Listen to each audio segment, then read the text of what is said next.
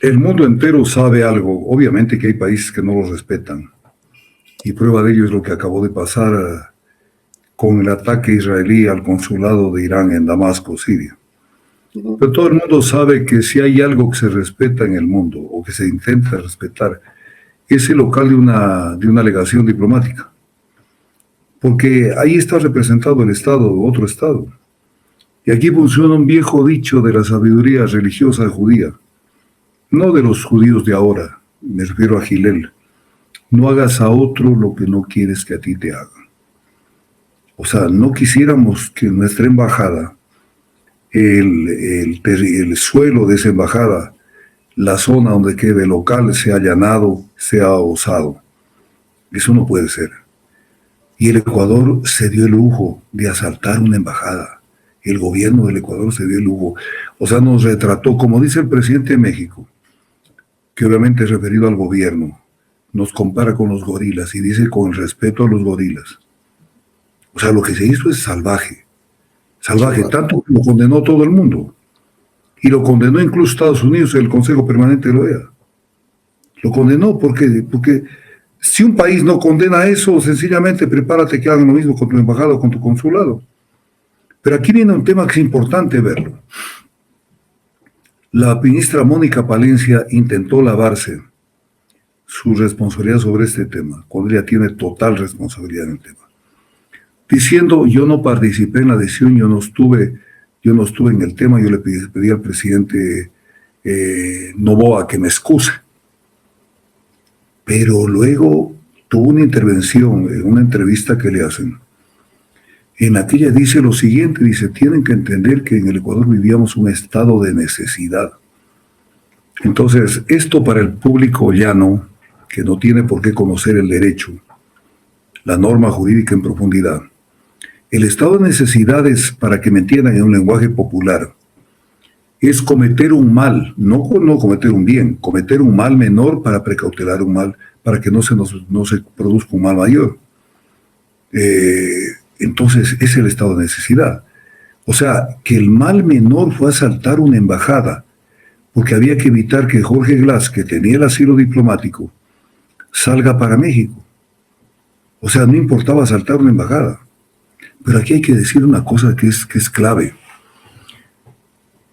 El señor Jorge Glass, el ingeniero Jorge Glass, con razón o sin razón, y más con razón, pero incluso sin razón, el señor Jorge Glass, ingeniero Jorge Glass, le había concedido el asilo diplomático a México. Y conforme a la Convención sobre Asilo Diplomático de Caracas de 1954, el único que toma la decisión sobre si es correcto otorgar o no el asilo es el Estado asilante. O sea, en 1928 cabía la duda, con una convención que se aprobó en 1928. Algo y bastante se aclaró en la Convención sobre Asilo que se tomó en 1933, pero en 1954 ya el tema quedó claro.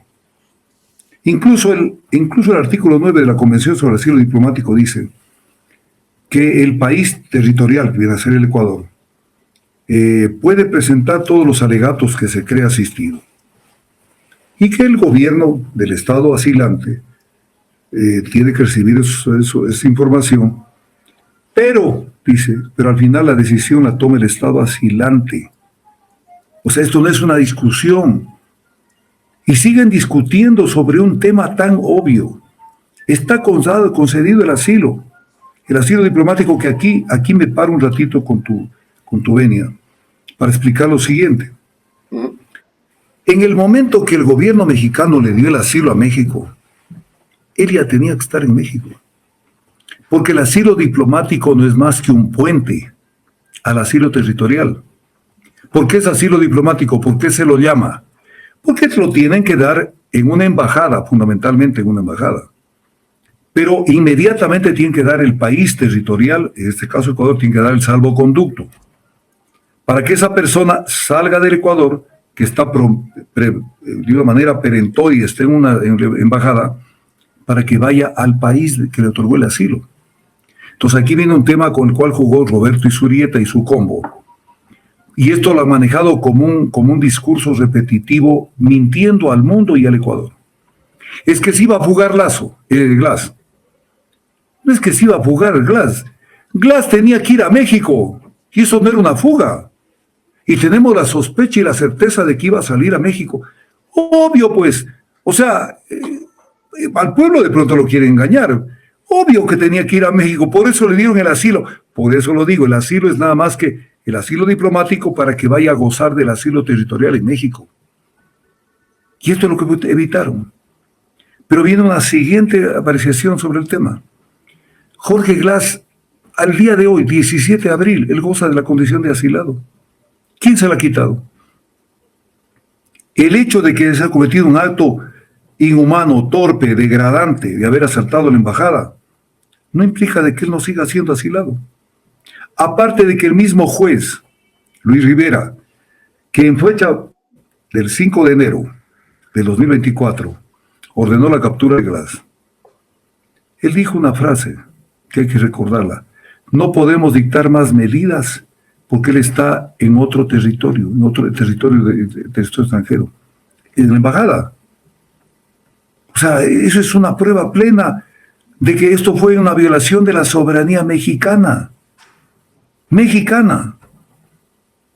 Ahora viene un tema, es un acto valiente, es un acto cobarde. ¿Por qué? Porque asaltar una embajada donde tal vez habrían habido algún guardia de seguridad contra ladrones y alguna cosa, pero no había una fuerza pública allí.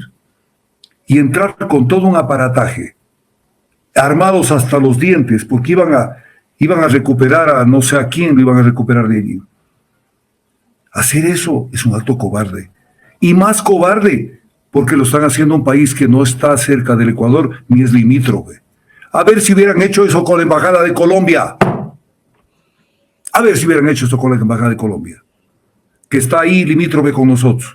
A ver qué nos hubiera pasado. Entonces lo hicieron con México. Y después de que ya meten las de andar hasta no sé dónde, salen con que de pronto un día de estos le invito a un ceviche o a comer tacos. O sea, eso puede quedar bien ante la muchachada, ante la plebe, que muchas veces está preocupada del circo, pero ante el mundo internacional nos retrata muy mal, nos hace ver como un país troglodita. O sea, actuar de esa manera, todo eso suma y ante el mundo realmente nos sentimos mal. Ahora, este tema es grave. ¿Por qué? Porque Jorge Glass tenía 2 sentencias. Esto, te quiero decir una cosa. Ni México lo tiene claro. Y ahí sí yo encuentro que hay una deficiencia en la defensa de Glass, en la gente que habla con México. Hay una deficiencia, no saben transmitir las cosas. Y te voy a explicar por qué. Porque, por ejemplo, López Obrador dijo, bueno, el caso de Brecha se aclaró con lo que en Brasil Lavallato, y se vio que ya dejaban ahí el tema y Brasil ya no siguió con la persecución de ese tema.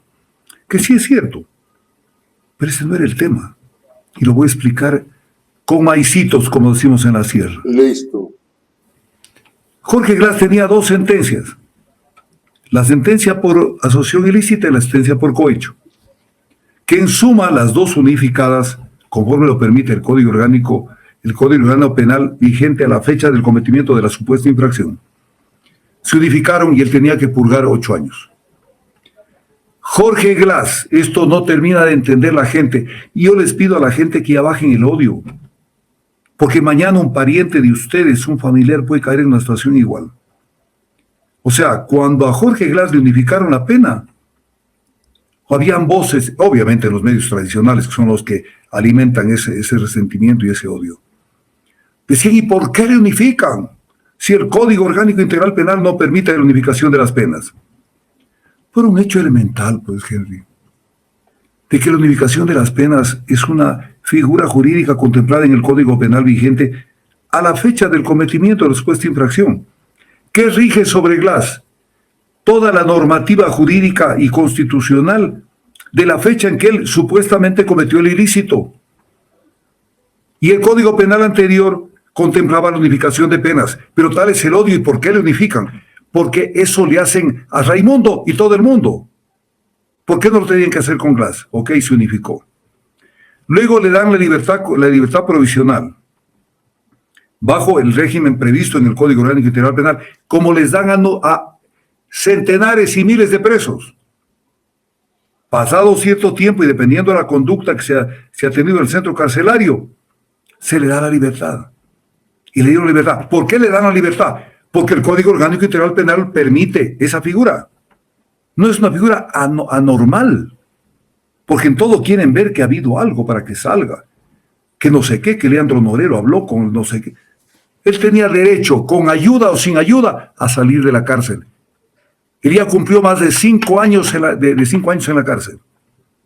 Y tenía derecho por tiempo y por conducta salir. Y estaba libre.